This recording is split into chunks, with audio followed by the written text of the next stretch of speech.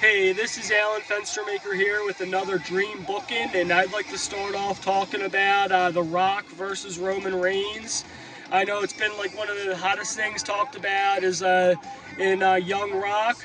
They alluded to it where The Rock and Roman Reigns are sitting around in the living room just talking about how one of these days it'll be The Rock versus Roman Reigns, and The Rock even alluded to it. It's a WrestleMania quality match where that match actually has to happen at a WrestleMania. And I know, like I talked about it in the last episode, where maybe it would happen at Elimination Chamber. This way, it would set up for WrestleMania being like Cody Rhodes completing his story, but it's got to be WrestleMania with The Rock versus Roman Reigns. And now the thing is too, like you got WrestleMania coming up.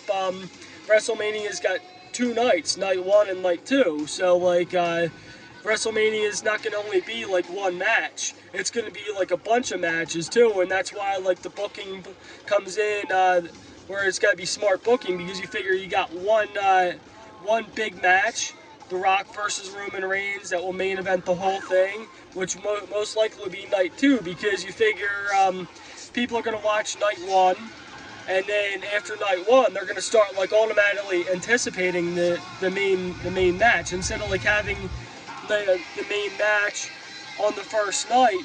People are going to be like anticipating after they watch that. They're not going to want to watch night two if they already see the match they want to see.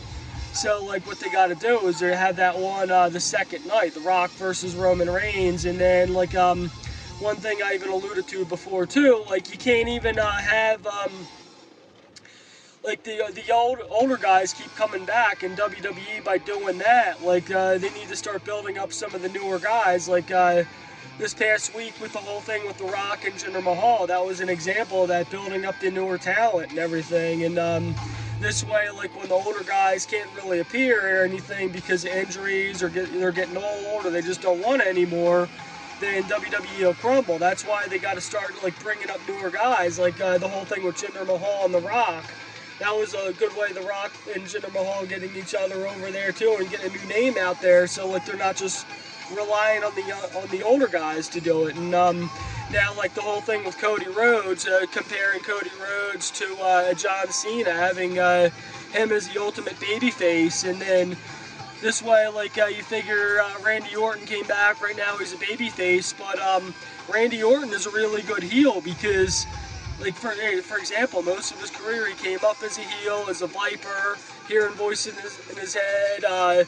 So like honestly, like I could see Randy Orton eventually going back to being a heel because he came up under Triple H. Triple H has made his career as a heel too. Like and you figure like Cody Rhodes and Randy Orton, they were good friends and all going up and all as partners and everything, and they came back in. They were in his first match back. They were on the same side, but like as we could see with Triple H and Shawn Michaels with their feud, they had an amazing feud together too. Like and they started out as good friends, and I think the best feuds start out as friends because they know each other and they have that chemistry, and then just take it to another level. Or instead of like being on the same side, they're taking that on the end where they're at each other's throats and having a really good matches and putting a good stories together, and like having that chemistry together allows them to do that. And that's why I think, like you figure you got the main event match being